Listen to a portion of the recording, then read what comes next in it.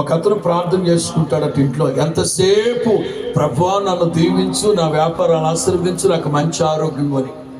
ఓసారి భార్య వచ్చి అడిగిందంటే, ఏమండి ఎంతసేపు మీకోసమేనా, కట్టుకున్న భార్య కోసం ప్రార్థన చేయవు అంటే, అదెంత పని చేద్దాం ప్రభువా, వీళ్ళ భర్తను ఆశీర్వదించు, వీళ్ళ భర్తను దీవించు, వీళ్ళ భర్త వ్యాపారం ఆశీర్వదించు.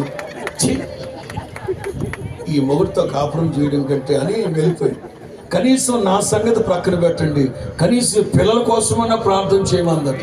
చేద్దాం ఎంత పని అని చెప్పి, ప్రభువా ఈ పిల్లల తండ్రిని దీవించరు ఆయన. ఈ మాట ఎందుకు చెప్తున్నానంటే, ఒకప్పుడు స్వార్థపరులు ఉండేవాళ్ళు, ఇట్లాంటి వాళ్ళు ఏమంటారు, కానీ ఏడి ఆ మనిషి ఏడి, రాజేశ్వరరావు గారు అక్కడ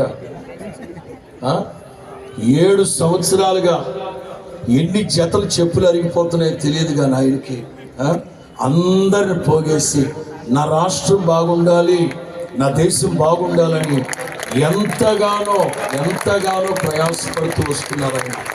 ఇది 7వ సంవత్సరం. క్రైస్తవులకి 7 అనే మాట సంపూర్ణ సంఖ్యగా భావిస్తాం. నిశ్చయముగా గతంలో చేసిన ప్రార్థనలు దేవుడు ఆలకించారు.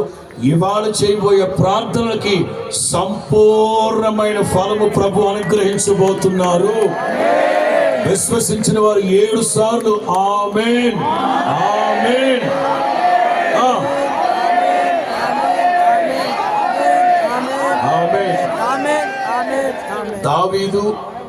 దావీదు అప్పటికే దేశంలో జరుగుతున్న అఘాయిత్యాలు, అన్యాయాలు,